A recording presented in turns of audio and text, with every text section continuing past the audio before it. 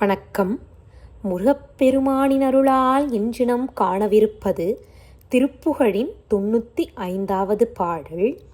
வஞ்சங்கொண்டும் திட ராவணனும் பந்தென் திங்பரி தேர்கரி மஞ்சின் பண்புஞ் சரியாமென வெகுசேனை வந்து அம்பும் பொங்கிய தாக எதிர்ந்தும் தன் சம்பிரதாயமும் வம்பும் தும்பும் பல பேசியும் எதிரே கைமிஞ்சு என்றுஞ் சண்டை செய்போது குரங்குந்துஞ்சுங் கனல் போல வெகுண்டும் குன்றும் கரடார் மரமதும் வீசி மீண்டும் துங்கங்களினாலே தகர்ந்து அங்கம் கர மார்போடு மின்சந்து சிந்த நிசாசரர் வகை சேரவும் சண்டன் தென்றிசை நாடி விழுந்து அங்குஞ் சென்று யமதூதர்கள் உந்து உந்து உந்தென்றிடவே தசைநினை மூளை உண்டுங் கண் டுஞ்செழ கோழிகள் டின்டின்றெங்கு குதிப்போட உயர்ந்த அம்புங் கொண்டு வேள் மாதவன் மருகோனே. பெருமானே, வஞ்சக எண்ணம் கொண்டவனும் வலிமை வாய்ந்தவனுமான அந்த ராவணன் எப்படி வந்தானாம்?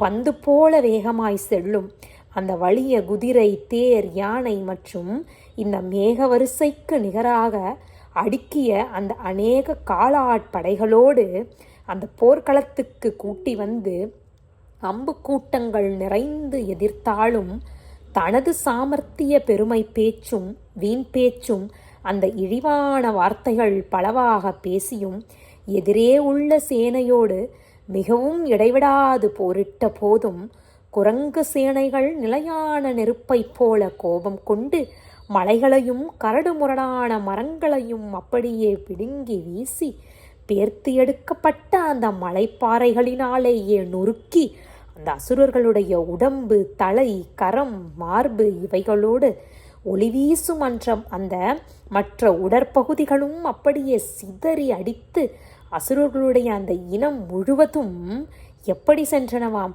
யமனுடைய தெற்கு திசையை நாடி சென்று விழ செய்து, அதோடு மட்டுமா அங்கு சென்றும் யமதூதர்களெல்லாம் அசுரர்களை தள்ளு தள்ளு என்று கூறும்படியாக மாமிசம், கொழுப்பு, மூளை இவற்றை சில பேய்கள் பார்த்தும் உண்டும் டென்றென்று தாளமோடு குதித்து கூத்தாடவும் சிறந்த அம்புக்களை இப்படியெல்லாம் செய்து அந்த சிறந்த அம்புக்களை கொண்டு வென்ற திருமாலின் மருமகனே, இப்படியெல்லாம் இந்த போர்க்கள காட்சியை நம் கண்முன்னாடி கொண்டு வந்து நம் அருணகிரியார் யாரை பற்றி சொல்லியிருக்கிறாராம்? நம் முருகப்பெருமானை பற்றித்தான்.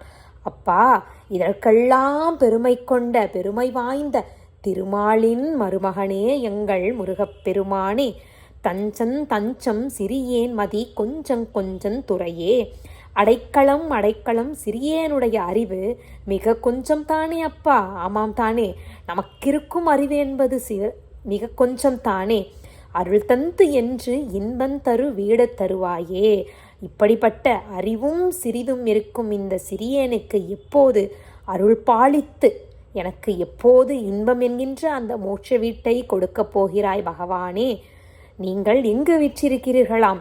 சங்கங் கண் சங்கையள் சூழ்த்தடம் எங்குங் பொங்க மகா புனித்தம் தங்குன் செந்திலில் வாழுயர் பெருமாளே. திருச்செந்தூரின் பெருமைத்தான்.